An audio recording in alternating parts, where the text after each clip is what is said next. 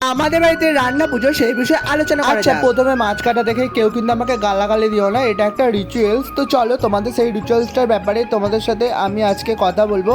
এই রিচুয়ালসটার নাম হচ্ছে রান্না পুজো। আশা করি অনেকেই এই রিচুয়ালসটার সঙ্গে পরিচিত। তো দেখো, এখানে সব রকম সবজি আরে ধোয়া হচ্ছিলো, ওখানে আমার বাপি মাছ কাটছিল, কারণ অনেক সবাইকে নিমন্ত্রণ করা হয়েছিল। আর এইটা হচ্ছে সারা রাত ধরে রান্না করা হবে।